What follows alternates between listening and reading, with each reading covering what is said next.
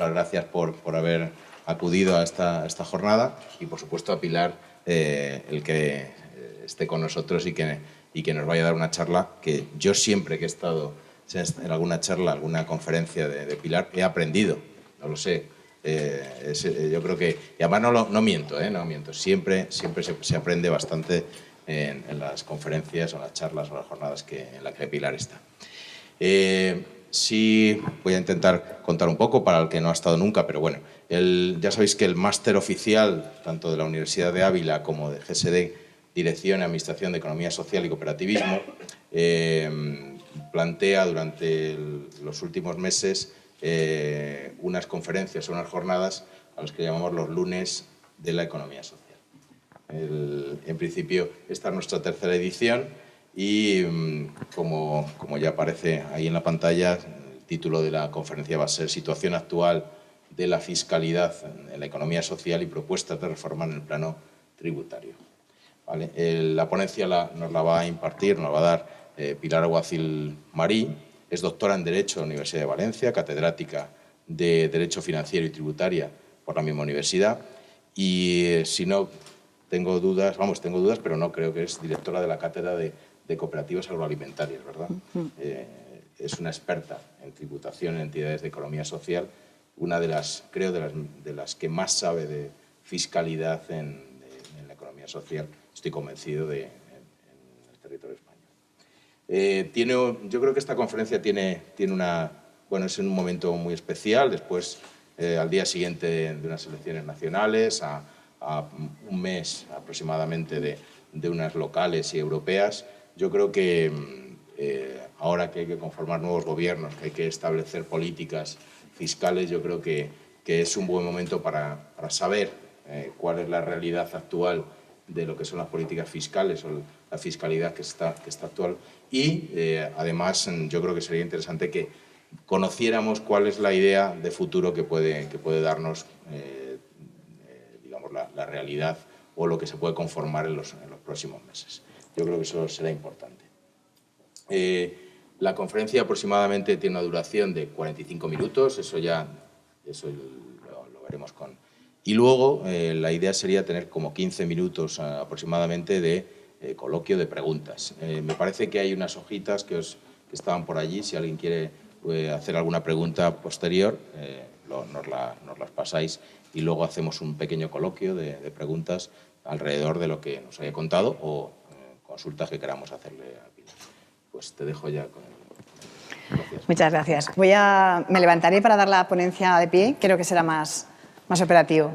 Yo quería empezar, desde luego, dando las gracias al máster por invitarme y a Santiago en particular, que además siempre está muy interesado en estos temas, ¿no? En los temas de fiscalidad de la economía social, que a mucha gente le pueden parecer, en fin, muy áridos, muy antipáticos, y sin embargo ellos son perfectamente conscientes de la importancia que tiene el dinero y, por tanto, los impuestos en esta materia.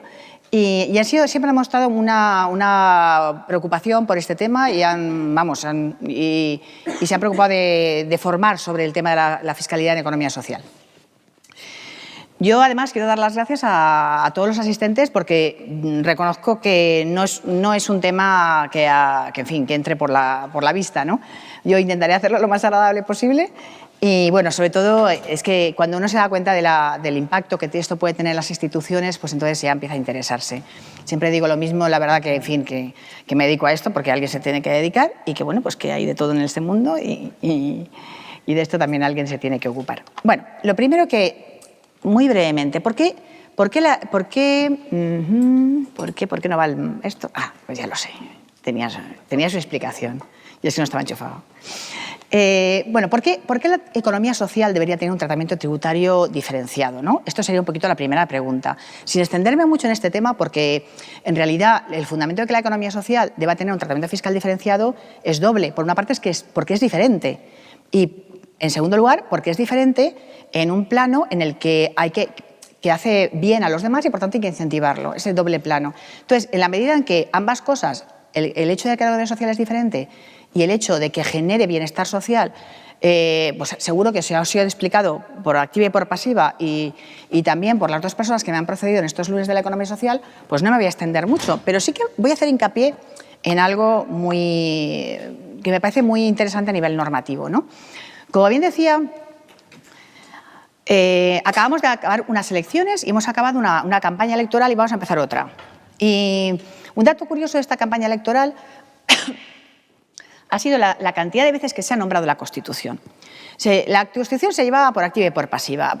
Había quien se llamaba constitucionalista y nombraba a los otros anticonstitucionalistas. Y había quien llevaba la Constitución en la mano y había quien hablaba de la Constitución como si fuera el catecismo. Pero el caso es que de la Constitución se ha hablado de 3 artículos, básicamente, que hacían a la unidad de España y poco más. Porque, de verdad, la Constitución tiene un contenido mucho más interesante y más rico y que nos interesa mucho más, especialmente esta Constitución española del 78, que es una Constitución que, en términos de derecho constitucional, es una Constitución de última generación. ¿Por qué? ¿Por qué es de última generación? Porque no incorpora solamente lo que la mayoría de constituciones tenían, ¿no?, que serían las reglas del juego democrático y las reglas del juego del Estado, y los derechos y libertades fundamentales. Esto sería el contenido de todas las constituciones tradicionales. La nuestra, junto con la italiana, la portuguesa y algunas más, es decir, cito estas porque son más cercanas, incorpora un elemento que es lo que hace el Estado social y democrático de derecho. Por eso la Constitución, si nos vamos al artículo 1, no habla solamente de que somos un Estado de derecho, sino un Estado social y democrático de derecho, ¿no? Entonces incorpora una serie de valores que hacen al contenido de cómo debe articularse la sociedad. Es decir, la Constitución se preocupa mucho del bienestar de los ciudadanos que la están eligiendo y que la están votando. Entonces, hay una serie de artículos que hablan de cómo debe ser la sociedad que regula, y cuando habla de esa sociedad, hablan distintos aspectos, y uno de ellos es lo que llamamos la Constitución económica. La Constitución económica la doctrina suele decir que se compone de 2 partes en la Constitución, hay más partes que la integrarían, pero nos interesa especialmente el título 7º, Economía y Hacienda, y los principios rectores de la política social y económica del título 1º de la Constitución, que vienen después de los derechos y libertades fundamentales. O sea, la Constitución habla de los derechos y deberes de los ciudadanos, y cuando habla de los derechos y deberes de los ciudadanos, habla de los derechos fundamentales, pero sobre todo también de los derechos sociales. Y entonces ahí, en los derechos sociales, encontramos un contenido que nos afecta a la economía social muy directamente, lo veremos enseguida. Y en la Constitución económica encontramos el célebre artículo. Esto ha subido de volumen, ¿verdad? Sí. Pero va bien, ¿no? Bien, mejor, así yo bajo un poco. No sé, ¿se ha movido esto o algo? Bien, entonces, el célebre artículo 129.2, ¿verdad?, que todos conocemos y que habla...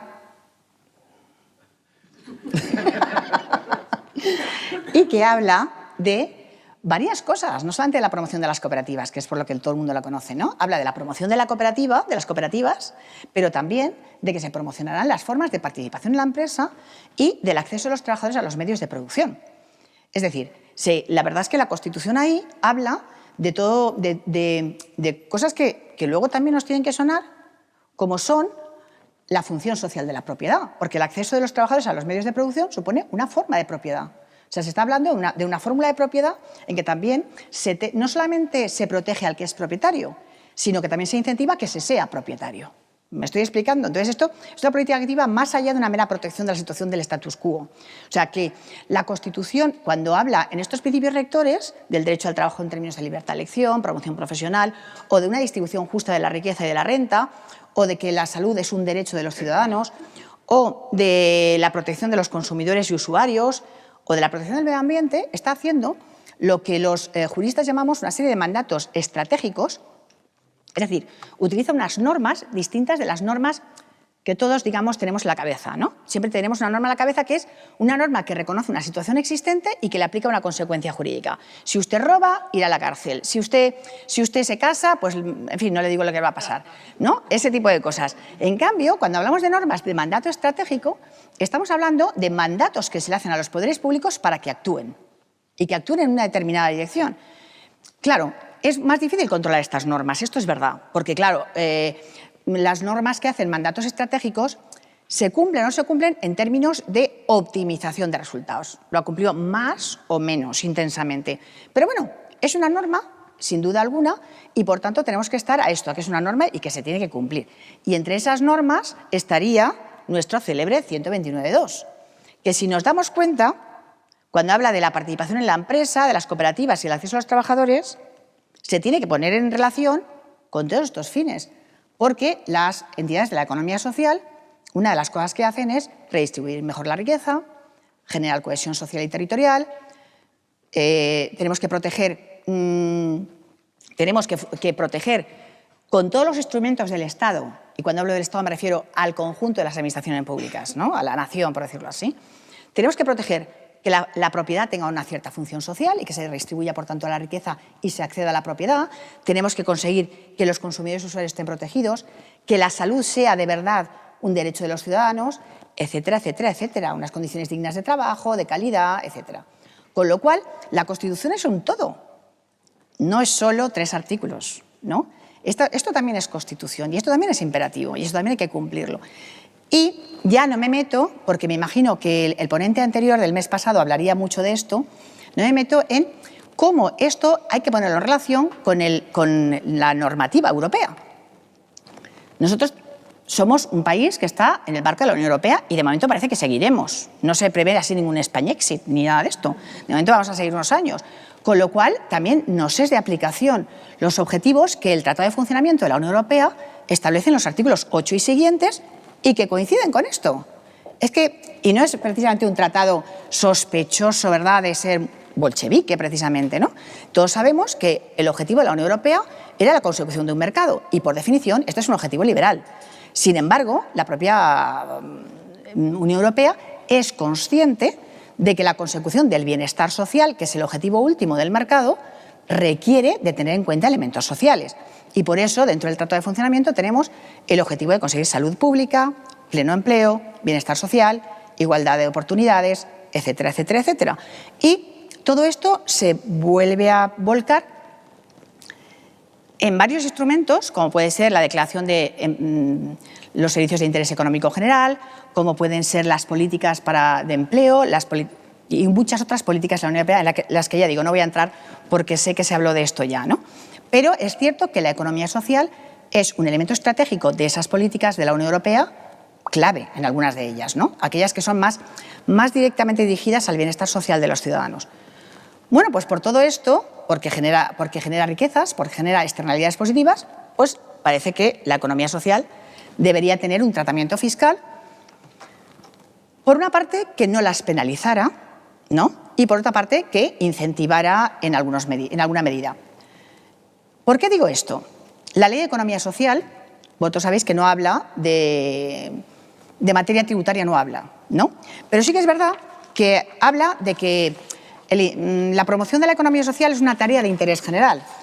Y cuando habla de la promoción de la economía social, hace referencia a 2 aspectos. Por una parte, a remover los obstáculos que impidan su funcionamiento y, por otra parte, a facilitar las instituciones de la economía social creando un medio ambiente propicio para ellas. Bueno, pues necesitamos, por tanto, en la medida en que la Ley de Economía Social concreta los mandatos constitucionales estratégicos en cuanto a crear un clima favorable para la economía social, debemos entender que ese mandato también incluye un medio ambiente fiscal favorable, ¿no? Este sería un poco, digamos, con esto acabaríamos el entramado jurídico que nos indica que, por una parte, no tenemos que penalizar a la economía social fiscalmente y, por otra parte, deberíamos incentivarla. ¿Por qué no tenemos que penalizarla? Porque las reglas generales pueden penalizarla porque son diferentes. ¿Por qué? Porque las reglas generales están pensadas para las sociedades de capital. En la medida en que la economía social es diferente, puede ser penalizada. ¿Y por qué habría que incentivarlas? Solo habría que incentivarlas en la medida en que cumplen fines de interés general. Uno de los fines de interés general también está reconocido en el propio 129. O sea, en la medida en que las entidades de la economía social generan estos efectos y estos efectos.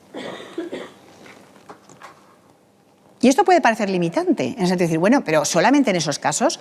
Debo deciros que, en mi opinión, esto amplía muchísimo las posibilidades de fomento de la economía social y, además, reconduce los instrumentos de fomento a su verdadera esencia. Es decir, los instrumentos que utilicemos para incentivar fiscalmente la economía social que persigan estos objetivos.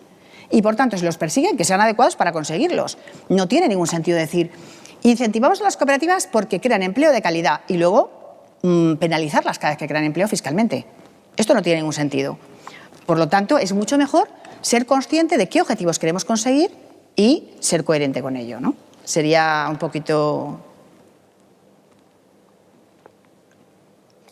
Por otra parte, el tener claro por qué queremos incentivar a una entidad nos permite evitar discusiones estériles. Por ejemplo, vamos a empezar con las cooperativas. Las cooperativas, como todos sabéis, en su régimen fiscal, es el régimen fiscal de las cooperativas protegidas y especialmente protegidas. Me imagino que ya os lo han dado en el máster y que esto ya, la ley 2090, un poquito suena de algo, ¿no? Ay, perdonad. Caray. Bueno, pues esto me ha trastocado el... Bueno, pues el mismo término cooperativa protegida que utiliza la ley nos hace ver, o a mí me sugiere, ¿vale? Y luego a la vista del régimen, digamos que yo sospecho que lo que me ha sugerido es cierto, que las cooperativas están tratadas de forma especial en esta ley como entidades vulnerables que son y las protegemos como a pobrecitas, ¿no? Un poquito como estas pobres cooperativas que tienen una situación, digamos, más vulnerable, etcétera, vamos a protegerlas fiscalmente, ¿no? Vamos a poner una campana para que no las destruyan los fríos vientos del capitalismo, ¿no? Una cosa así. Claro, desde esta perspectiva, la ley después utiliza como elementos para determinar cuándo debemos proteger elementos que hacen a pobrecitas cooperativas. Cooperativas que no sean muy grandes, con cooperativistas que no sean muy ricos, que no hagan mucho la competencia, que no sé si me estoy explicando. Estamos utilizando estos términos. Y además tenemos que sufrir los comentarios críticos del resto de entidades que no son de la economía social diciendo, es que claro, ustedes tienen un régimen fiscal privilegiado, porque tienen un régimen que las protege, ¿no? Desde mi punto de vista sería muchísimo más lógico que el régimen fiscal de las cooperativas tomara conciencia de que son entidades de la economía social, que son diferentes en su estructura de la propiedad de una sociedad capitalista, que por tanto hay que tomar en cuenta, hay que acusar recibo de esas especialidades y adecuar el régimen a sus diferencias y después incentivar a las entidades de la economía social y a las cooperativas en particular en la medida en que cumplen fines de interés general. Con lo cual, a mí no me está usted regalando nada. Lo que usted está haciendo es compensar en alguna medida los déficits sociales que yo cubro y las externalidades positivas que genero, ¿no? Y lo que está haciendo usted es ahorrarse dinero en muchas actividades que podría tener que hacer el Estado si no existieran las cooperativas. Y con este contrato social, digamos, no haría falta hablar de cooperativas ni vulnerables, ni protegidas, ni cosas de este tipo. Este es mi punto de vista. Pero bueno, es un poco mi opinión. ¿Cuáles son los efectos actuales de la protección fiscal general? Sabemos que hay dos niveles de la protección fiscal de las cooperativas, el general y el de las especialmente protegidas. En realidad, tenemos, aparte de la bonificación del impuesto de actividades económicas, que afecta sobre todo, yo creo, afecta a las grandes cooperativas, porque hace falta tener más de 1 millón de euros de cifra de negocios, con lo cual a las que tengan menos que esto no les afecta porque están exentas. Y después tiene, la verdad es que lo de transmisiones patrimoniales en las adquisiciones para el Fondo de Educación y Promoción, hombre, es que esto un poco es de cajón. Si uno tiene un fondo de solidaridad interno dentro de una entidad, pues lo mínimo es que esté exento las compras que haga para ese fondo de solidaridad externa, porque si no me voy a beneficiar yo, como mínimo que no tenga que pagar impuestos, ¿no? Cuando además es obligatorio. Y luego, el beneficio que hay en el impuesto sobre bienes inmuebles solo se aplica para agroalimentarias, que no digo que no les venga bien, pero quiero decir que tiene un impacto menor en el resto de cooperativas, ¿no? Menor no, inexistente. En ese sentido, afecta solo a una familia. En realidad, la protección fiscal afecta al impuesto sobre sociedades, porque en el IVA y el resto de impuestos no tiene ninguna trascendencia. Y en el impuesto sobre sociedades es esta las dos partes donde afecta. En el tratamiento de los fondos obligatorios y en la doble base y doble tipo que se aplica a las cooperativas protegidas. Del tratamiento de los fondos no voy a hablar, porque había que elegir tema, ¿no? Había que elegir temas para ser más breve y considero más importante este otro. El doble tipo de gravamen está en la ley dentro de la parte de incentivos fiscales. Y, sin embargo, desde mi punto de vista, yo esto no es la primera vez que lo digo, este doble tipo de gravamen y la doble base que lo acompaña no es ningún incentivo fiscal. El tipo de gravamen del 20% que se aplica a los rendimientos cooperativos, que son fundamentalmente los rendimientos derivados de operaciones típicas de la cooperativa con socios. En el resto de países, normalmente, lo que se hace es no aplicar la regla de evaluación de valor de mercado que tenemos aquí y directamente todo lo que se da, o sea, el retorno entero tributa en el socio y en la cooperativa, pues esa parte no tributa. O sea, la cooperativa tributa por los rendimientos que obtiene de operaciones con terceros, digamos, y el beneficio no distribuido, el excedente no distribuido, para que nos entendamos. Ese sería un poco el tema. Con lo cual, por aquello que retorna al socio, tributa el 0%. Y por el beneficio no distribuido, perdón, por el excedente no distribuido, bueno, pues si se va a fondos no repartibles, entonces ya podríamos tener la causa de reducción derivada del hecho de que la capacidad económica que va a llegarle al socio es ninguna, ¿no? Entonces, pero quiero decir con esto que realmente en sí mismo no es un beneficio fiscal, es una norma técnica que, digamos, sustituye al no gravamen del retorno. Con lo cual, ya quitémonos esto de la cabeza, porque no es realmente tal beneficio fiscal. Sería un beneficio fiscal solo en la medida en que el retorno no distribuido, ¿vale?, tributaría al 20 en lugar del 25. Pero es en esa única medida. Podríamos entender que no se corresponde con el gravamen, pero claro, como el retorno distribuido como retorno y no como gasto de la cooperativa tributa al 20%, pues lo comido por lo servido nos hemos quedado exactamente igual. Desde mi punto de vista, yo siempre he propugnado que el retorno debería no tributar en la cooperativa y debería tributar en el socio. Pero bueno, esto es cuestión de opiniones y no me voy a meter.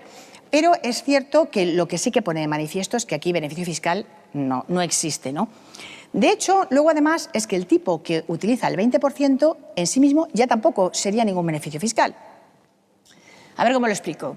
A las cooperativas no se les aplica ni la reserva de capitalización ni la reserva de nivelación.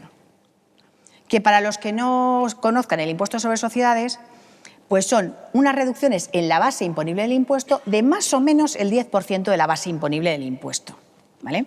Más o menos, no exactamente, pero más o menos. Entonces, si nosotros tenemos una sociedad limitada, su base imponible se reduce primero en un 10% por reserva de capitalización, ¿vale?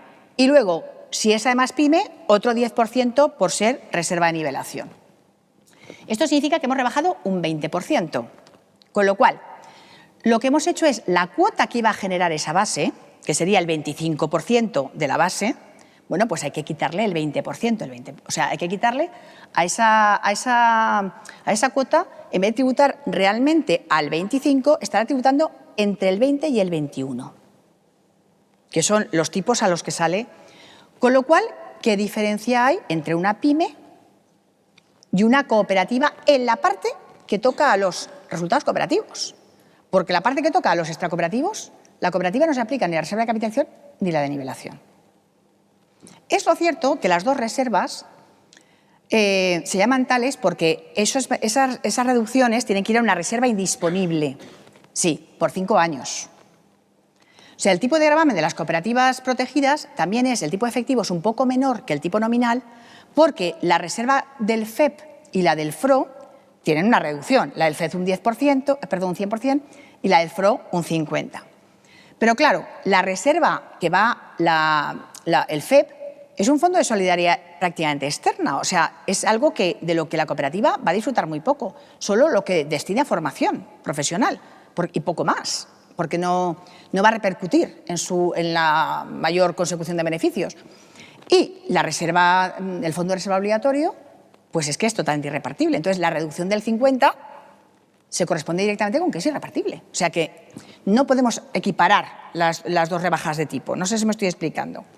Con lo cual, yo ya ahí lo dejo, que considero que ni en cuanto a su filosofía, ni en cuanto al tipo concreto, esto supone ningún beneficio fiscal. Ya estáis empezando a poner cara de desánimo. Yo ya lo digo, aviso con tiempo, soy deprimente para estas cosas. Tengo el ojo avezado a pillar el fallo, ¿no? Entonces, siempre estoy viendo el problema. Otro día a ver si hago una charla motivacional para estas cosas, pero claro, es que es lo que tiene el dedicarse a esto, es como ser de la funeraria, no ves nada más que cosas malas, porque pues algo así pasa con los tributos, ¿no? Pero bueno, además es que las dos bases imponibles,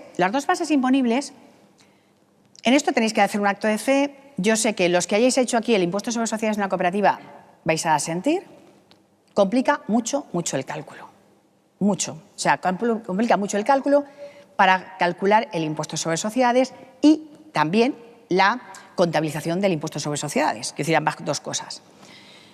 Yo, la verdad es que no soy experta en esto, porque no hago liquidaciones del impuesto sobre sociedades. Vale, llego hasta el final y luego ya viene el que remata, ¿no?, la faena. Pero claro, sé lo que se hace, ¿no?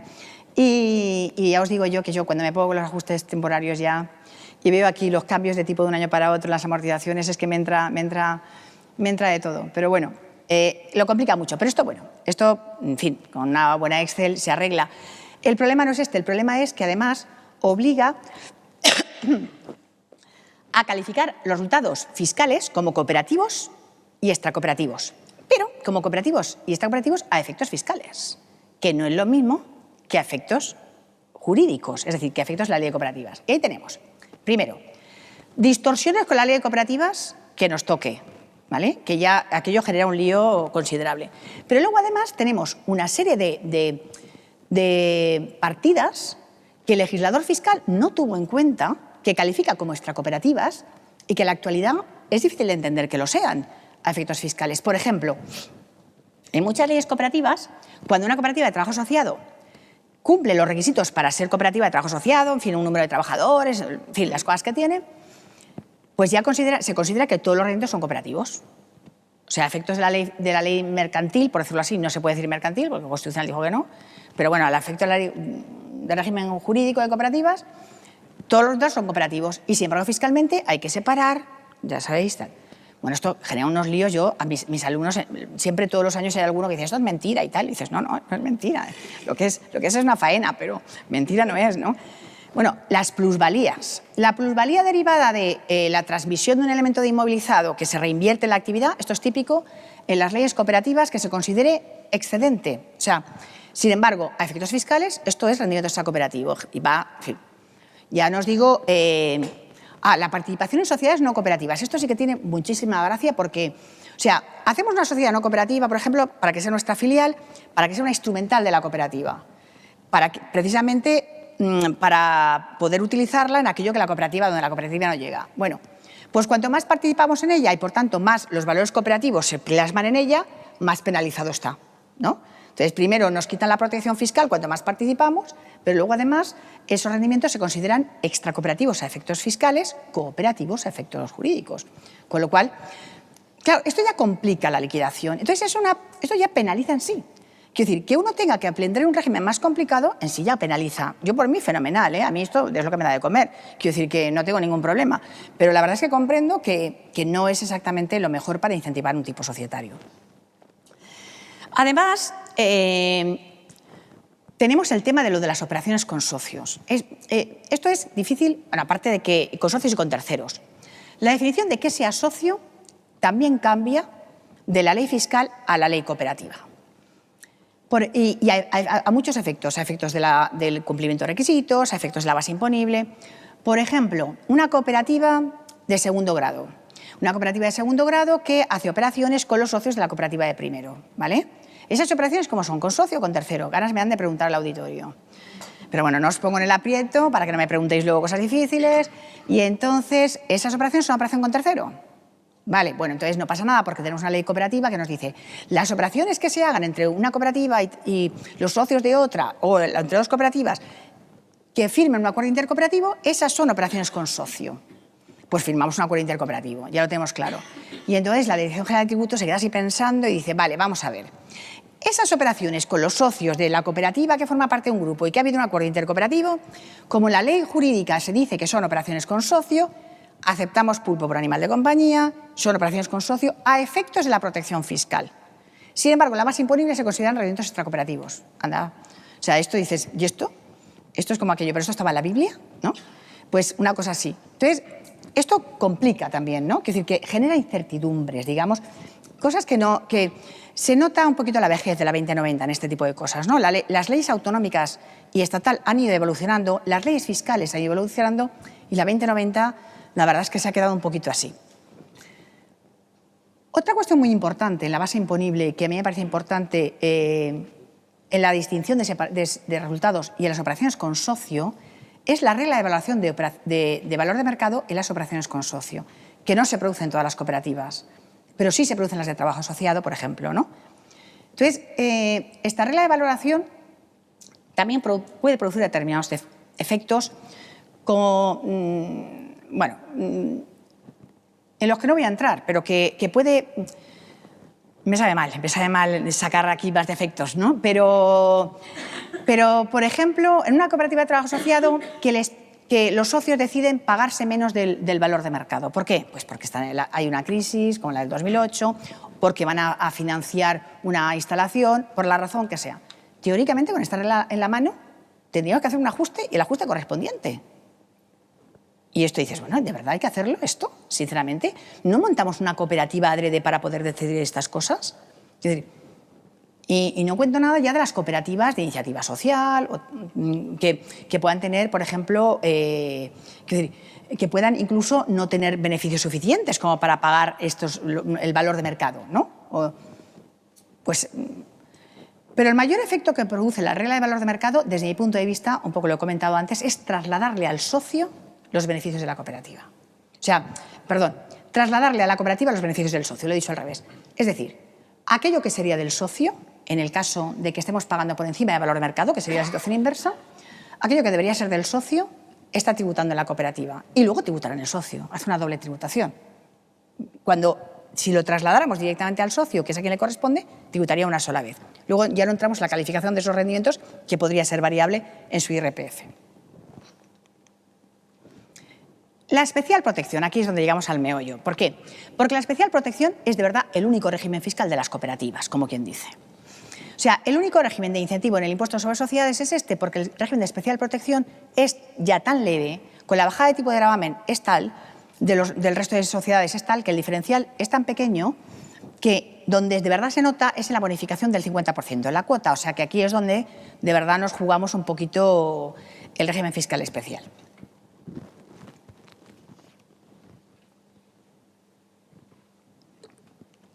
Y vamos a verle los defectos también. Empezaremos con la lista del artículo 7 de la Ley 2090, donde vosotros sabéis que las cooperativas nacen todas protegidas, ¿verdad? Solo pierden la protección si cometen pecado original del artículo 13, pero las experiencias protegidas son solamente aquellas llamadas y elegidas por el artículo 7. Entonces, en esa lista del artículo 7, esa lista ya surgió bastante incompleta, ¿vale? La verdad es que la lista surge basándose en el Estatuto Fiscal del 69. Claro, esto nos hace un poquito ver también, digamos, el sesgo, ¿no?, que tenía. Por ejemplo, las cooperativas de viviendas no se contemplan. Y a pesar de que el consumo de vivienda pues es el consumo de un bien esencial. Pero las cooperativas de consumo tampoco se contemplan las que prestan servicios. Con lo cual, el régimen de las de consumo también surge ya, o sea, surgen un poquito mutiladas, digamos, ¿no? Solo la entrega de bienes, solo la persona física, etc. Entonces, yo siempre digo que en este momento, además, está generando un problema el tema de las cooperativas que están surgiendo de viviendas en cesión de uso y las que hacen ya propiamente cohousing, tanto juvenil como senior. En este caso, la verdad es que se están encontrando con que la medida en que no son entrega de bienes o no lo sean, o presten servicios adicionales, pierdan la especial protección, ¿no? Bueno, dejo el tema un poquito ahí lanzado.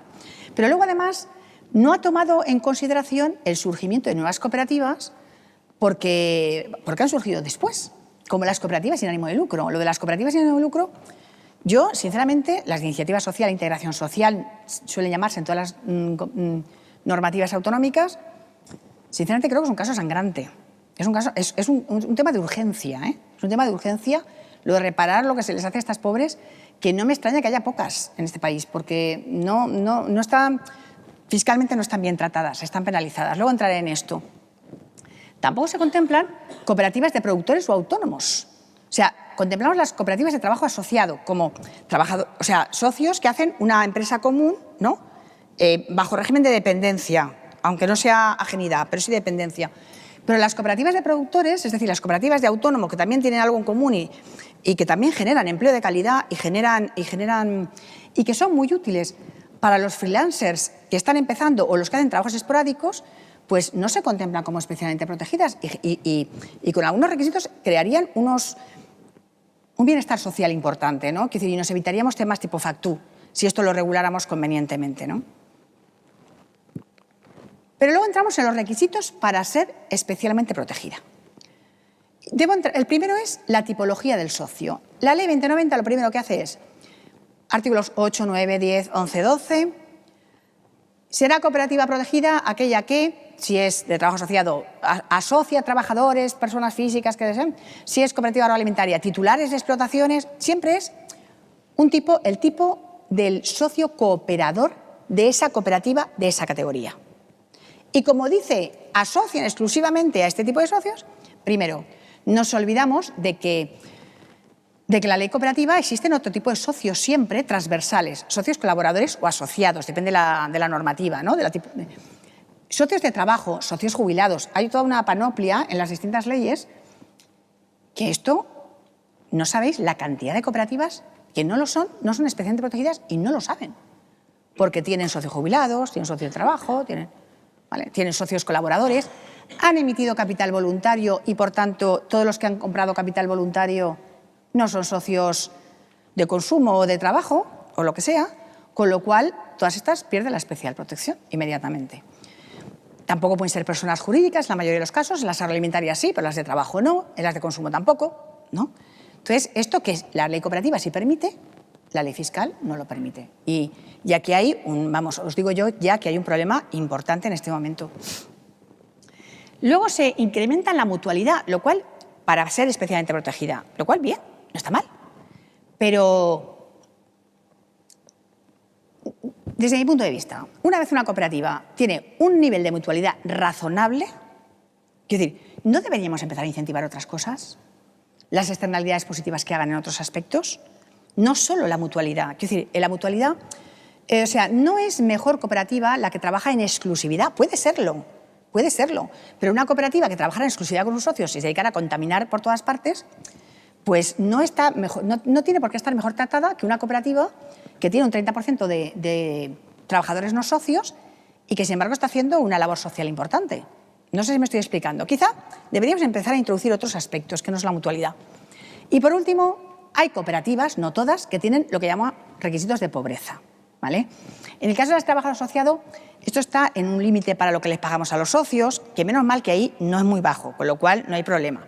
Pero las agroalimentarias, por ejemplo, los requisitos de pobreza son de pobreza y además de explotaciones pequeñitas. En este caso, por ejemplo, nos encontramos con la incoherencia de que el legislador, por una parte, está diciendo concéntrense las parcelas y por otra parte dice, pero si las concentran, les quitamos la especial protección fiscal. Usted ya se apaña con su psiquiatra, ¿no? Usted se lo intenta elaborar y... Entonces, propuesta. Yo, la verdad, lo que haría sería, claro, a ver, yo como técnico, a mí lo que me gusta es coger la faena, remangarme y cambiarlo todo, ¿no? Entonces yo lo digo, pero no digo que sea lo más, no sé, es decir, yo eliminaría la doble base y el doble tipo, trabajaría sobre una base única, teniendo en cuenta la mutualidad entre otros caracteres a efectos de incentivarlo, pero con otros mecanismos, trabajando en la base imponible. Incentivaría a aquellas cooperativas que generan interés social en la medida en que lo generan y tendrían en cuenta, por tanto, o requisitos o incentivos que midieran o se modularan en esa función y esto sería lo que yo haría. Pero como, en fin, es posible que nos podamos asustar si nos metemos en esas harinas, pues he venido con otras propuestas más modestas que serían de modificación de la Ley 2090, que no vienen todas, ¿eh? He cogido así las más importantes porque la 2090 está para cogerla y hacerle una vainica. Entonces, por ejemplo, los requisitos para protección fiscal, tanto general como especial, habría que adaptarlos a las leyes cooperativas. Habría que echarles un tiento. Hay una cosa, por ejemplo, las leyes cooperativas en este momento, en el momento de la disolución de la cooperativa, se puede repartir todo lo que no sea irrepartible. Entonces, los fondos, el FEP no se puede repartir, el fondo obligatorio puede ser total o parcialmente irrepartible y el resto se puede repartir, el capital y lo que quede, si queda algo, ¿no? Porque cuando se disuelve tampoco queda tanto, pero si queda algo se puede repartir. Pues la ley, entonces, esto es lo que dicen las leyes cooperativas. Sin embargo, la ley fiscal sigue diciendo que pertenece a la protección fiscal a aquellas cooperativas que repartan, que no tengan un destino desinteresado del remanente del haber líquido en el momento de la disolución. El problema es, ¿y qué remanente tenemos en cuenta? ¿El que dice la ley? ¿O aquel que decía la ley de 86 en el que está inspirada la ley 2090? ¿No? Quiero decir con esto que un poquito una adaptación que no genere tanta incertidumbre, ¿no? Desde luego cambiaría la tipología, o sea, permitiría al menos que los socios, las figuras societarias pensadas en la ley, pues estuvieran contempladas, eliminaría los requisitos de pobreza y hay un aspecto que tocaría que es relativamente fácil, que es mejorar el tratamiento de los permisos que en la ley se contemplan para incrementar operaciones con terceros o participaciones asociadas, ¿no? Esto, ya veis que hay unos permisos que se pueden pedir a la delegación del Gobierno o a la Dirección General de Tributos, bueno, pues, pero allí te pueden tener ahí, no está regulado aquello y la verdad es que, bueno, pues que te lo den con rapidez, que haya un plazo corto, que, en fin, que hay unos elementos reglados, con lo cual no pueda ser una cosa discrecional. Y he dicho que siendo modestas, ¿eh? En el impuesto sobre sociedades, ¿qué haría? Pues el tipo de gravamen yo, si lo vamos a mantener doble, al menos lo mejoraría. Porque lo del 20%, también os digo que además hay otro tipo de la economía social, que son asociaciones que no están declaradas de utilidad pública, que están tributando el 25%, como si fuera el Corte Inglés. Quiero decir, y son entidades sin ánimo de lucro. Lo digo porque a lo mejor habría que empezar a revisar toda la economía social, ¿vale? Entonces, quitaría las exclusiones de que las cooperativas no se puedan beneficiar de los beneficios del impuesto sobre sociedades, como las reducciones de reservas por capitalización y por nivelación. Armonizaría la normativa cooperativa en materia de base imponible, en los términos que comentaba antes, y clarificaría el límite de las operaciones con terceros, tanto a efectos de la calificación, la evaluación, como de límites, etc. Yo creo que esto es lo más urgente, digamos. Y entramos en las sociedades laborales. Si aquí hemos estado tristes, ya ahora cuando sacamos el Prozac. Ahora es cuando sacamos el Prozac. Las sociedades laborales, en la ley actual reguladora, solo tienen un artículo, que es el artículo 17, que es este que hay aquí, que les da un 99% de beneficio fiscal, de bonificación en el impuesto de transmisiones patrimoniales onerosas de aquellas adquisiciones que vengan de la empresa de la que eran socios. La mayoría de los socios eran trabajadores. Vale. ¿Y qué más tenemos? Bueno, pues en el impuesto sobre sociedades hay una libertad de amortización, bienes adquiridos en los 5 primeros años. Hay una exención en el IRPF de la prestación por desempleo para estas y para prácticamente todas. Y como normas generales que se les podrían aplicar, pues la exención que hay en el IRPF para la entrega de acciones y participaciones a los trabajadores, que se hace y que no encaja bien en las laborales porque está pensada para entregas de sociedades de capital, con lo cual pues que la participación sea poca, que se mantenga unos años solamente, con lo cual, en fin. Y también se les aplica, como además al resto de sociedades y no a las cooperativas, la deducción, que este es un tema que se me ha olvidado mencionar en las cosas que no se les aplican, la deducción del 30% en la cuota para las empresas de nueva reciente creación, para las aportaciones a las empresas. Y esto es todo. Esto es todo, amigo, que decía aquel. Entonces, solamente yo aquí en este cuadro tenéis lo que había en la ley antigua. En realidad, en la ley antigua lo que había no tenía prácticamente ninguna virtualidad. O sea, prácticamente existían, pero no hacían nada, los beneficios que habían. Muchos de ellos ni siquiera existían.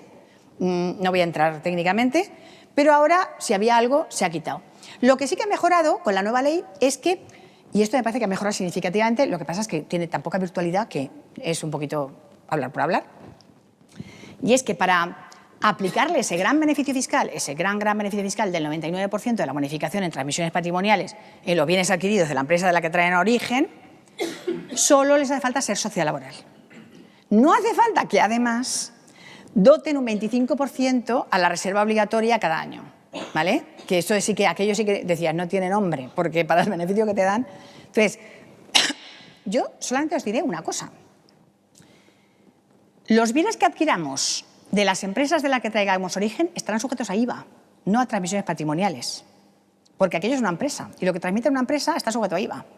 Solo se someterán a transmisiones patrimoniales los inmuebles, con lo cual nos hubiéramos podido ahorrar todo y decir sencillamente que son los inmuebles. Y si compramos de otra empresa que no sea la nuestra, en el momento de empezar la empresa, tampoco tenemos ningún beneficio, ¿vale? O sea que hay un beneficio que las sociedades laborales reivindican, a mí me parece muy interesante, y ahora diré algo también, que sería, que a mí me parece muy, muy interesante, que sería eliminar la plusvalía en el IRPF, que se genera en el empresario que transmite su empresa a los trabajadores de la empresa para constituir una empresa de participación. Que creo que es un beneficio que debía aplicarse en las empresas de participación, o sea, sociedades laborales y cooperativas de trabajo asociado creadas en empresas en crisis. Me parece que eso sería un beneficio muy interesante. Yo aprovecho para decir aquí, adelantar una de las conclusiones a las que llegaré, que es que cada empresa de la economía social tiene sus peculiaridades y tiene un tratamiento fiscal específico, pero quizá habría que revisar el tratamiento fiscal de toda la economía social con una mirada más amplia, ¿no? Mirando los caracteres generales, las empresas de participación, las entidades sin ánimo de lucro, las entidades lucrativas que tengan elementos parecidos y que el tratamiento de unas y otras fuera más armónico, porque ahora mismo parece que cada una sea, no sé, que no tengan nada que ver. Bien, por tanto, la conclusión sería que nos hemos quedado casi peor que estábamos y que, bueno, pues que esperamos que la cosa mejore, ¿no? Y que ciertamente habría que darles un régimen que les fuera bien. Y yo propondría para todas las empresas de participación, sobre todo esto. La deducción en la cuota, no solamente para las empresas de reciente creación, sino una deducción en la cuota para la participación en empresas participadas por los trabajadores. O sea, incentivar que los trabajadores inviertan en su empresa. Incentivarlo de tal manera que esa participación en la empresa les sirva para consolidar puestos de trabajo y para generar riqueza, desde luego, para facilitar la financiación de empresas que tienen muy difícil la financiación y como medio para generar previsión social, para generar su propio plan de pensiones, ¿vale? Entonces yo creo que habrían dos incentivos fundamentales a aplicar en el socio de este tipo de empresas. Por un lado, la exención, por supuesto, de las entregas que te hagan de participaciones o de capital social, en el caso de que haya, pero también los retornos o dividendos que el socio de una laboral o de una cooperativa de trabajo asociado reinvierta en su empresa, con varias fórmulas. Hay muchas en distintos países, hay varias fórmulas que podríamos adoptar. Y también incentivos en la cuota para las aportaciones que se hacen a una empresa participada. Yo creo que por ahí deberían ir los tiros y creo que ahí debería hacerse un tratamiento coherente de las empresas de participación. Y ya acabo con las empresas de inserción, que serían las últimas que voy a tratar. He intentado elegir 3 modelos de empresa por no extenderme demasiado, y las empresas de inserción.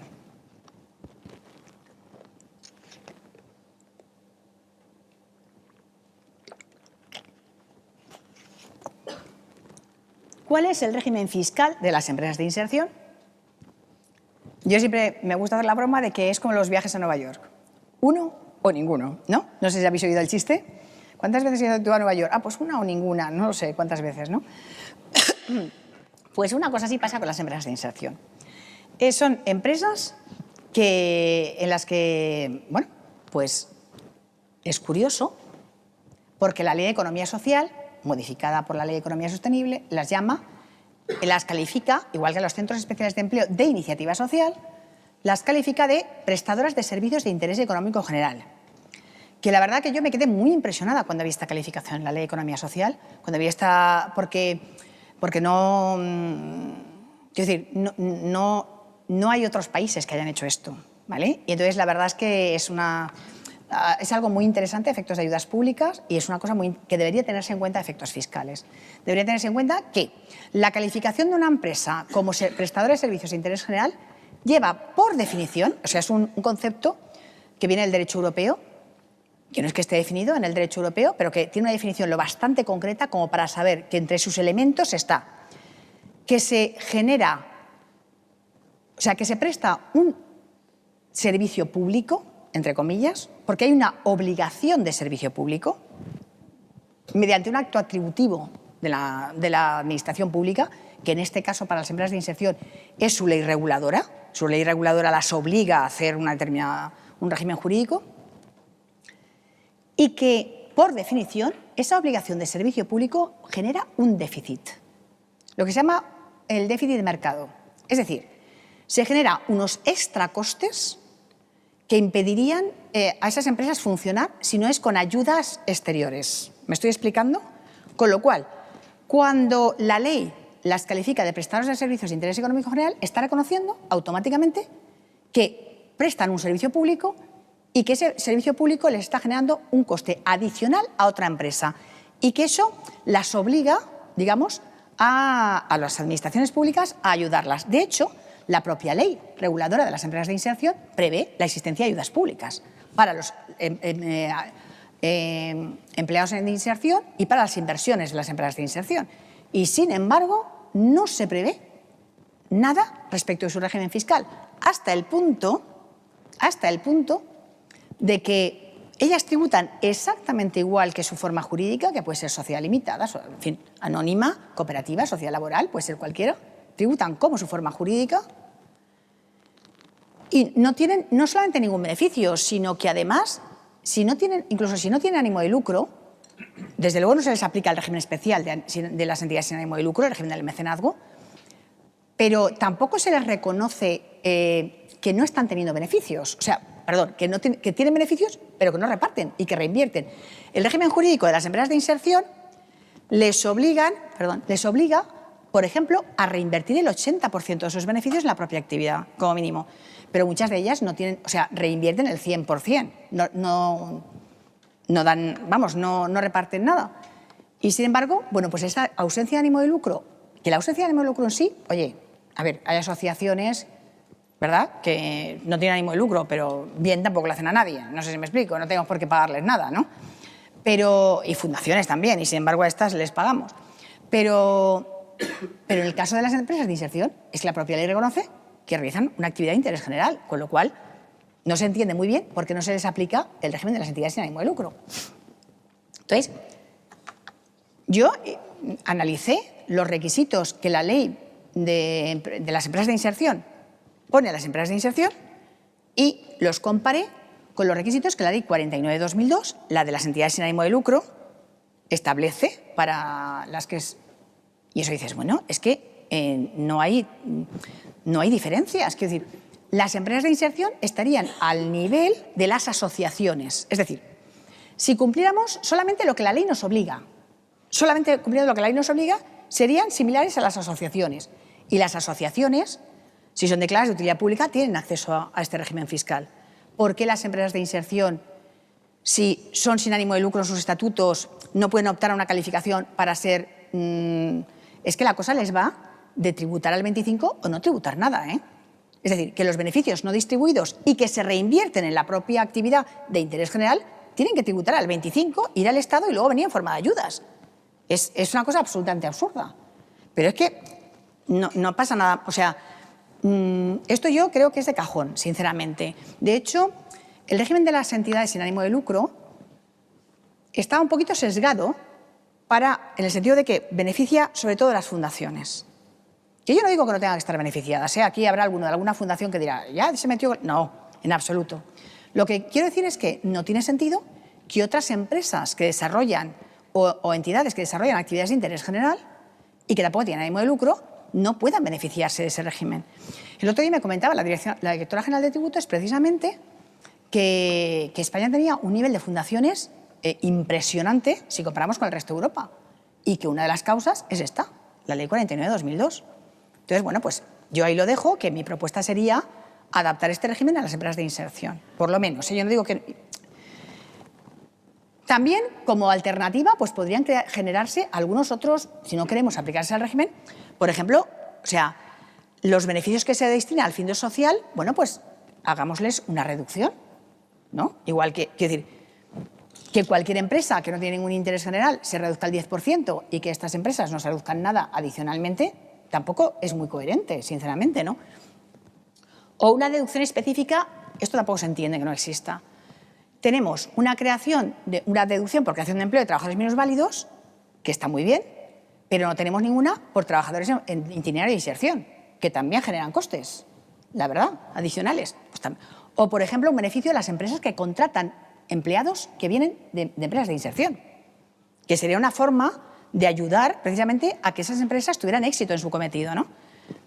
Bien, este sería un poco el régimen que se les aplicaría a entidades no lucrativas, pero es que además el régimen de entidades no lucrativas significa no pagar impuestos locales, ni el IBI, ni el IAE, en fin, y además, y sobre todo, tener acceso a las donaciones fiscalmente privilegiadas, que son una fórmula de financiación muy interesante para estas empresas, ¿no? Y cuando además la empresa de inserción es cooperativa, pues tampoco nos podemos alegrar por ellas. Porque aquí, nosotros, cuando surgen las cooperativas sin ánimo de lucro, en la 2799 todo el mundo esperaba que se les aplicara el régimen de las empresas, que entonces era la ley 34 del 92, ¿vale? Pero no, tampoco, porque hay una disposición adicional que todos sabéis que se les aplica a las cooperativas sin ánimo de lucro el régimen de cooperativas, no el de las entidades sin ánimo de lucro. Vale, bueno, pero por lo menos serán especialmente protegidas. Pues no necesariamente. Las que son las cooperativas sin ánimo de lucro, en la medida en que estén calificadas de trabajo asociado o de consumo, que también podrían ser, si son de consumo ya no son especialmente protegidas porque prestan servicios a sus socios. Y las cooperativas que prestan servicios, ya hemos dicho, que no son especialmente protegidas. Con lo cual, una cooperativa, por ejemplo, formada por los padres de niños con síndrome de Down, no sé, se me ocurre, en que la cooperativa les prestara servicios, pues no sería especialmente protegida. Esto es así. Si en cambio fuera una cooperativa de trabajo asociado, podría serlo, si cumpliera otros requisitos, etc. Y si es una empresa de inserción, pues no lo puede ser en absoluto, jamás en la vida. ¿Por qué? Porque las cooperativas de trabajo asociado solo pueden agrupar a personas físicas que presten trabajo. Y las empresas de inserción, requisito número 1 para ser empresa de inserción, tener participación, la participación máxima posible por su ley reguladora, una entidad sin ánimo de lucro, fundación o entidad pública. Con lo cual, o sea, esto es así. Es un poco sorprendente, pero es verdad, ¿eh? Entonces, a mí, ya me he hartado de decirlo, aquí hay alguno que me lo ha oído decir 10 y 12 veces, pero de verdad que no, ya no digo yo, o sea, me parece que debería incentivarse, pero es que se las penaliza en este momento, se las penaliza. Quiero decir, no tiene sentido que estas cooperativas tributen peor que otras cooperativas, que también tributan mal respecto a las sociedades de capital, ¿eh? Con esto no, esto es como aquello de... Pero bueno, entonces, yo la verdad es que creo que, en fin, pues la propuesta para estas cooperativas sería o aplicarles el régimen de la 49/2002 de entidad sin ánimo de lucro o crearles un artículo de la 2090 específico para ellas que sean especialmente protegidas, ¿no? Es que, claro, además no tienen acceso al sistema de mecenazgo, pero es peor todavía. Estas cooperativas no tienen acceso al sistema de mecenazgo. Entonces, los donativos que les hagan no son fiscalmente incentivados o especialmente incentivados, pero si obtienen donativos, regalos, en fin, no sé, donaciones, debe considerarse esto rendimiento extracooperativo y tributar al 25%. Porque no es una actividad derivada... ¿Os acordáis cuando decía? Es que el mutualismo, la mutualidad, no es el único criterio. Pues estaba pensando en cosas de este tipo. Hay otros criterios a tener en cuenta. Entonces, en conclusión, son las cooperativas sociales, no solamente las de inserción, también puede ser lo de las iniciativas social, cuando son de consumo sobre todo, no tienen un régimen que promocione la actividad de interés general que están haciendo. Y que además, no es que digamos nosotros que es de interés general, es que lo dice la ley.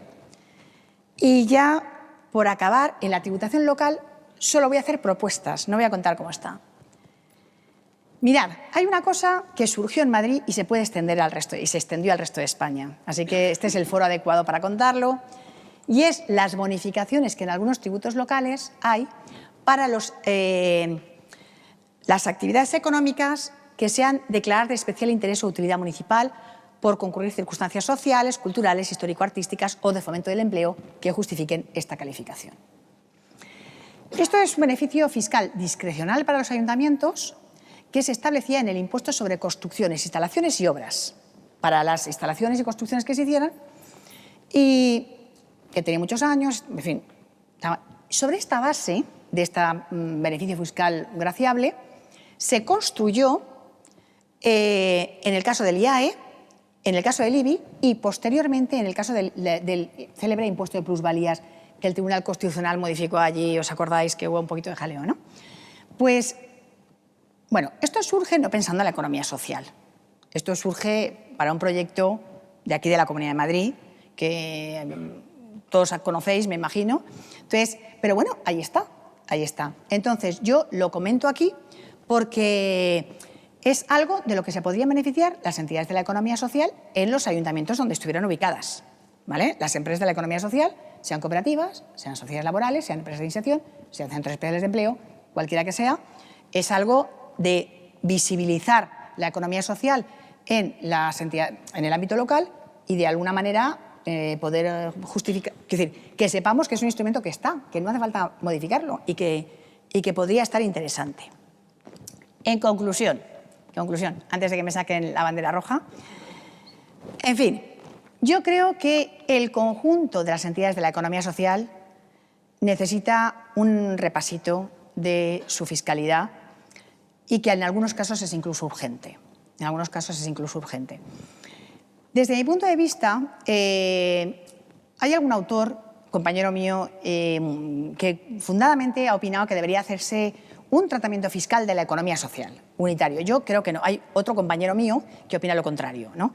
Que dice, no, cada entidad de la economía social tiene, digamos, virtualidad propia y hay que adaptarle el régimen fiscal. Bien, desde mi punto de vista, ambos tienen razón. No podemos hacer un tratamiento fiscal de la economía social, yo no lo predicaría, pero sí que es verdad que necesitamos revisar el régimen fiscal de varias entidades ya y que esa revisión debe hacerse, desde mi punto de vista, de forma coordinada. Que no podemos, no deberíamos hacer la guerra por cada uno por su cuenta, no me refiero a las instituciones, sino a quien tenga que regularlo. Que habría que ver que el régimen fuera ciertamente coherente, que incentivara más o menos las mismas cosas, es decir, que permitiera que el régimen fiscal utilizara a la economía social como instrumento para remar todos en las mismas direcciones y que esas direcciones fueran los principios rectores de los que hablábamos antes que están en la Constitución. Y ahora sí que ya os doy las gracias por haber aguantado hasta el final un tema tan, digamos, enjundioso como este y nada, quedo a vuestra disposición para las preguntas que podáis tener.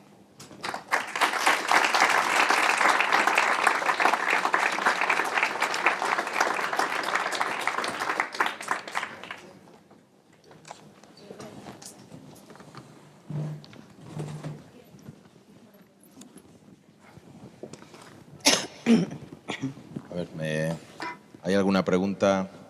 Venga.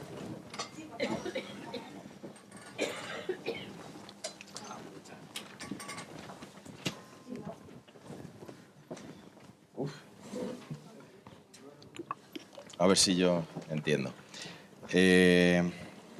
La pregunta o reflexión, ¿parece una reflexión? No, es una pregunta. Habla de la tributación del País Vasco de las cooperativas. ¿Supera los problemas de la Ley 2090 y sirve como verdadero incentivo al fomento de las cooperativas? ¿Se entiende? A ver, yo el régimen fiscal del País Vasco en materia de cooperativas no me lo manejo como el del régimen común. Debo partir de esta base.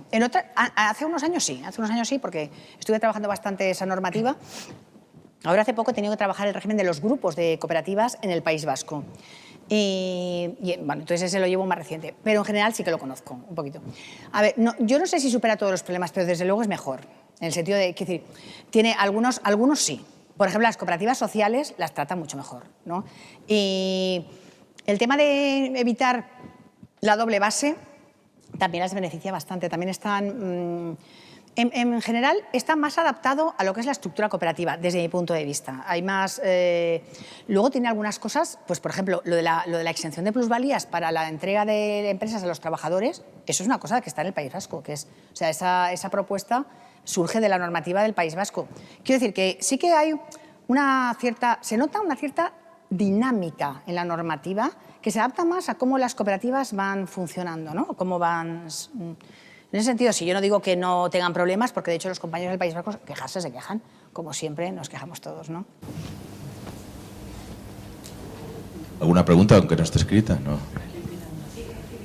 está escrita. Muchas gracias, Pilar, por tu exposición.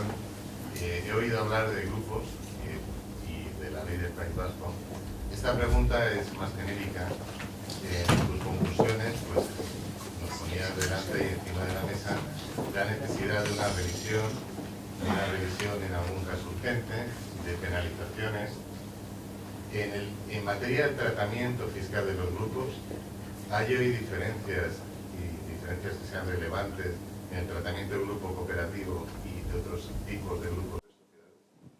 Sí, ahí sí que es diferente. Los grupos de sociedades de capital, ¿vale? de sociedades de capital, tienen un régimen fiscal específico especial en la ley del impuesto sobre sociedades, que es el régimen de tributación consolidada, es opcional, con el cual pues, eliminamos las operaciones intragrupo, consolidamos bases imponibles y tributa solamente la cabeza.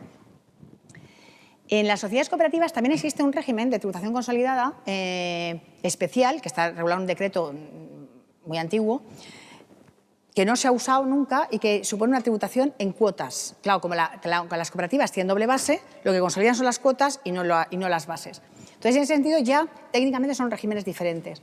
Los requisitos son totalmente distintos, porque, claro, las cooperativas no pueden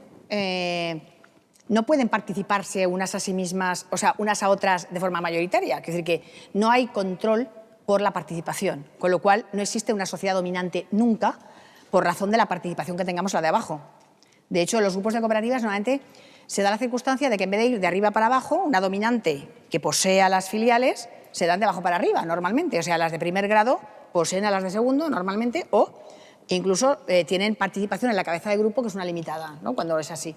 Con lo cual, esta estructura de grupo hace que los requisitos sean diferentes, hace falta pues un acuerdo contractual entre ellas y hace muy difícil la tributación de grupos. De hecho, yo creo que no hay muchos grupos que tributen de forma consolidada en cooperativas en este país, la verdad. Hay una cosa que es muy interesante y es que en los grupos cooperativos no se produce la tributación consolidada muchas veces porque es muy difícil hacerlo esto, pero sí que hay muchos grupos cooperativos, digamos, en no tributación consolidada. Sé que hay muchos grupos informales, por decirlo así, que además muchos de ellos ni siquiera reúnen los requisitos que la ley mercantil dice para ser grupo. O sea, no tienen los acuerdos, tal, o a veces sí los tienen. Pero incluso en estos casos, las operaciones entre las entidades del grupo o entre los socios de las distintas entidades, claro, son operaciones con terceros. Y tenemos ahí, y se plantea, son operaciones con terceros, y en ocasiones la Inspección de Hacienda, rizando el rizo, aplica a esas operaciones con terceros que lo son para perder la protección fiscal, sin embargo, les aplica la regla de operaciones vinculadas porque considera que son operaciones dentro del grupo. ¿Me explico? Que ya os digo yo que no. O sea, que si os pasa, que sepáis que no se tiene que aplicar la regla de operaciones vinculadas, pero que lo intenta, ya también os digo que sí, ¿no? Entonces sí que plantea determinados problemas. Que las sociedades de capital también se plantean las operaciones vinculadas entre entidades del grupo, pero claro, tienen la posibilidad siempre de tributar consolidadamente y eliminar las operaciones intragrupo. Hay, en cambio, una cosa del grupo, que es muy interesante y que en los grupos cooperativos formales, por decirlo así, que tributan consolidadamente, se puede dar, la ley normativa prevé, que haya lo que se llama un fondo de solidaridad intragrupo. O sea, que hayan aportaciones de las cooperativas a un fondo para luego repartir a las que lo tienen peor, ¿no? Una cosa así. Vale, cuando tributan consolidadamente esto está claro. Pero cuando no tributan consolidadamente, este fondo, según las reglas especiales, o sea, las reglas generales del impuesto sobre sociedades, lo que le das al fondo podría ser considerado una liberalidad y, por tanto, no poder deducírtelo de pérdidas y ganancias y, sin embargo, sí ser un ingreso para la que lo recibe. Bueno, pues esto, afortunadamente, la Dirección General de Tributos ha dejado claro que en esos casos no se aplica la regla de liberalidad, con lo cual es una excepción a esta regla general, porque se entiende que efectivamente es una especificidad de los grupos cooperativos, ¿no? Entonces, en ese sentido, también alguna cosa buena, pues también hay.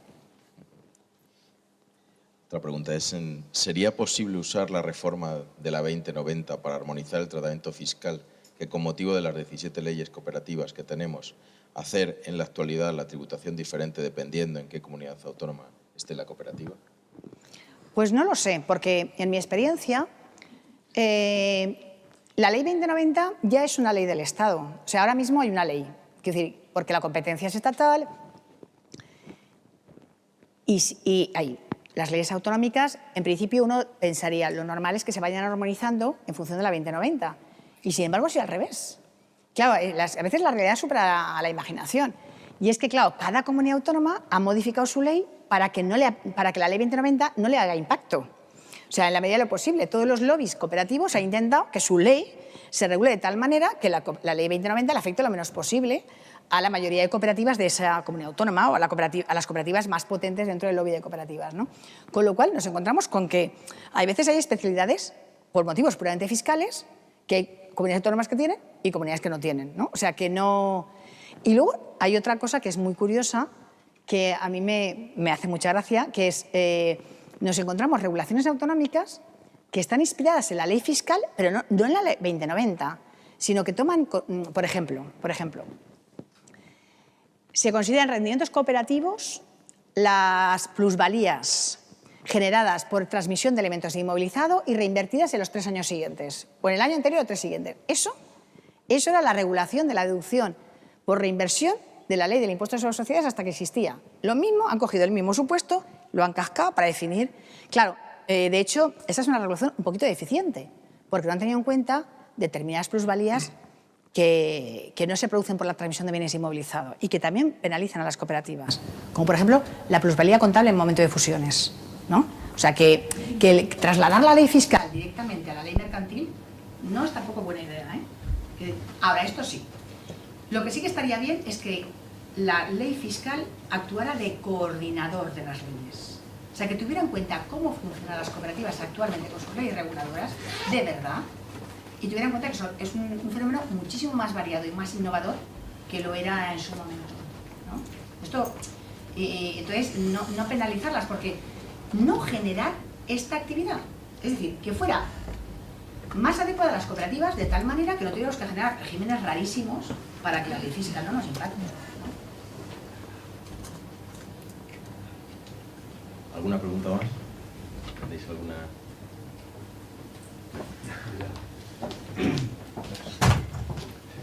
No, solo un comentario. En relación con tu propuesta general, estando totalmente de acuerdo en la necesidad urgente que hay de modificar la legislación fiscal que afecta a todo el ámbito de la economía social y en especial a las entidades no lucrativas y a las cooperativas de iniciativa social, pero bueno, yo creo que a todo el mundo, ¿no? La pregunta sería,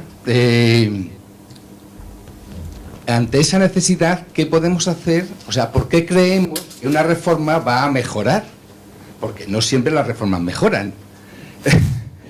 Y yo tengo serias dudas, porque la pregunta sería, y ante esa situación, o ese devenir incierto, ¿qué podemos hacer desde el movimiento cooperativo, desde las organizaciones de la economía social, para que se organicen o para que organicemos entre toda la comunidad que queremos que se produzca ese cambio? ¿De qué manera podemos trabajar para forzar o demandar a nuestros políticos, ahora que están estrenando sillones, ese cambio, ¿no? Ese cambio legislativo tan importante que hace falta? Y ahí tú me lo preguntas. A ver. Tú como experta seguro que no puedes. Tengo un compañero que ahora es rector de la Universidad de Santiago de Compostela y que es colega mío, que hizo un trabajo muy interesante sobre el impacto económico del régimen fiscal de cooperativas en la ley de presupuestos. Sabéis que la ley de presupuestos del Estado contempla todos los ingresos y todos los gastos, sobre todo los gastos, ¿vale? Pero hace una previsión de ingresos. Entonces, la previsión de ingresos se contempla lo que pensamos que vamos a recaudar por tributos y se descuenta lo que pensamos que no vamos a recaudar por beneficios fiscales. Se hace una especie de gasto fiscal, un cálculo de gasto fiscal. Cuando calculamos el gasto fiscal por un beneficio fiscal, lo primero que tenemos en cuenta es qué es lo que costó el año pasado. O sea, cuánto fue que el año pasado no recaudamos como consecuencia de esto. Vale, pues Antonio se cogió la ley de presupuestos de un par de años y analizó cuál era el impacto de los beneficios fiscales a las cooperativas protegidas, especialmente protegidas, en términos del gasto que calculaba la Administración tributaria que iba a tener.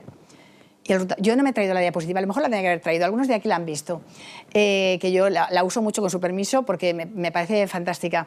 Pero solamente os diré que el conjunto de los beneficios fiscales derivados de la 2090 de todas las cooperativas del Estado español viene a estar en el entorno del gasto que produce la reserva por inversiones en Canarias, que es un beneficio fiscal para las navieras de Canarias.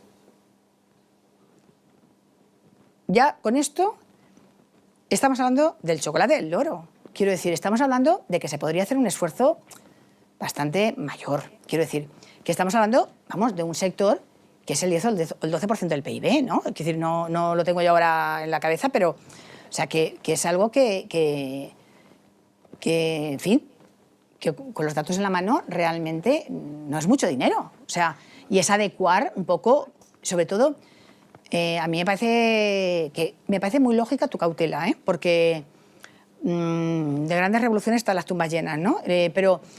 Pero es verdad que, bueno, quizá dando pasos no muy atrevidos, por eso yo decía, por eso he puesto la cara de susto y he puesto, bueno, también podemos empezar con lo que ya tenemos e ir quitando asperezas, ¿no? Ir eliminando y poquito a poco a ver cómo sale la cosa, porque es que no debe de ser, yo no creo que sea mucho gasto fiscal el modificar el régimen de cooperativas, el establecer algunas deducciones, algunos incentivos a la participación de los trabajadores en la empresa.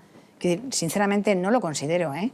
Quiero decir, vamos, no he hecho las cuentas, eso es verdad, pero creo que con esos argumentos habría que ir. Última pregunta. Gracias. Sí, es solamente constatar que lo que has dicho del impuesto de instalaciones y construcciones y obra es un poder que se le da al ayuntamiento. O sea, no es una exención que esté declarada en la ley, sino que el ayuntamiento, si le convences, pues se reúne y aprueba esa exención. Y bueno, yo como soy de cooperativas de vivienda, vengo a hablar de mi libro, no, al llorar sobre la leche derramada, y claro, es un tema que no se trata porque no son impuestos por cooperativas, sino impuestos por viviendas protegidas. Entonces, tradicionalmente, las viviendas protegidas no pagaban el impuesto de instalaciones, construcciones y obras, y también tenían unos beneficios significativos en el IBI. Y eso se quitó con la reforma de la ley de haciendas locales y, claro, afecta a las cooperativas de vivienda que hacen vivienda protegida. Y bueno, eso es otra reclamación que también, sí. Yo señalaría una última cosa que creo que también hay que tener en cuenta. El futuro del cooperativismo, en parte, pasa también por el cooperativismo desde mi punto de vista. Es decir, una de las rutas que tiene que transitar por el cooperativismo multiactividad. O sea, lo que llamamos el multi-stakeholder. Es decir, cooperativas que tengan socios de distintas idiosincrasias, ¿vale? O que desarrollen varias actividades relacionadas entre sí, o que dentro de una misma actividad no tengan solamente una parte de socios solamente una parte de la cadena, sino que tengan de varios, ¿no? Y la regulación actual de los socios para las experiencias protegidas penaliza muchísimo, muchísimo este tipo de cooperativismo. Siempre cuento una cooperativa que una alumna vino a preguntarme que quería montar una cooperativa y a mí esto me llegó al alma, sinceramente, ¿eh? Me dijo, queremos montar una cooperativa, a ver qué te parece. Y me comentó que era una cooperativa para aprovechar residuos de aceite doméstico, ¿vale? Entonces querían hacer biodiesel, creo que querían hacer, ¿no? Y entonces decían, mira, hemos pensado que habrá unos socios de trabajo, ¿no?, que son los que van a gestionar todo. Entonces iremos por las casas, recogeremos el aceite doméstico y luego tenemos otro socio que es la empresa que fabrica el biodiesel y que quiere ser socio también de la cooperativa. Con lo cual, ¿a ti qué te parece? Digo, mira, a mí me parece fantástico. Digo, o sea, de verdad, porque en una época en que además, en plena crisis, las familias obtienen un dinerito gestionando su propio residuo de una manera sencilla, pues fenomenal. Es una actividad muy ecológica porque el aceite doméstico contamina lo que no está en los escritos, genera empleo de calidad por parte de los socios de trabajo y comprometes a una empresa en el asunto. O sea, que parece fantástico. O sea, la verdad, qué buena idea habéis tenido. Dice, ¿y fiscalmente cómo queda? Digo, a eso fatal. A eso fatal. Porque, para empezar, ¿de qué es esa cooperativa? Empezamos con que la lista ya es de una categoría de cooperativas, Esa cooperativa que es de trabajo, si es de trabajo ya tienes una persona jurídica allí que es la empresa y luego dudo que pueda calificarse de socios de trabajo a las familias que recogen el aceite. Porque en realidad lo que hacen es proveer de bienes. Con lo cual, es una... Digo, entonces, fatal lo tenéis, ¿eh? Digo, la verdad es que... ¿Qué? Y al final, claro, ¿qué hacemos con esto? Es decir, ponerle unas puertas al campo, sobre todo a un campo que es fenomenal. Porque dijeron, no, ponemos puertas al campo y no podemos evitar que vengan los vientos de invierno. Pero es que justamente estamos penalizando a las ideas innovadoras que tienen nuestros jóvenes, ¿no? Entonces, bueno, pues yo quisiera destacar que este es un ejemplo de cómo el régimen fiscal no está haciendo su trabajo, ¿no?, en este momento. Muchas gracias, Pilar. Nos dejas un poquito... Preocupados. Os lo he dicho, ¿eh? Pero bueno, está muy bien. Pero está muy bien porque y ahora mismo nos va a servir. Momento, ¿no? En los 4 años que vienen, a ver si los políticos, que les corresponda, recogen el debate, el guante, y actualizan una ley que viene de hace 29 años. Y que ya era vieja cuando nació, ¿eh? Y que ya estaba vieja porque estaba refiriéndose a una ley anterior de Sí. cooperativas. Sí, sí. Entonces, por lo tanto, bueno, ahí está. Me ha parecido muy bien. Bueno, muchas gracias. Emplazaros, recuérdame el día. Pues emplazar al próximo 3 de junio. 3 de junio y al siguiente lunes. Finalizaremos este curso actual, con un nuevo ponente que se llama José Luis Monzón, catedrático de la Universidad de Valencia, director... Me suena. Te suena bastante, por aquí también, y que nos va a hacer una reflexión muy importante en relación a vincular el concepto de economía social con todos los nuevos conceptos que están aplicándose actualmente y que habla todo el mundo, ¿no? De la economía del bien común, con el tema de la economía solidaria, las empresas sociales, etcétera, etcétera. A ver cómo encaja todo esto. Entonces, esperamos a todos ese día. Pues muchas gracias. En la biblioteca tenemos una limonada y un tentempié para terminar. Muchas gracias. Y agua.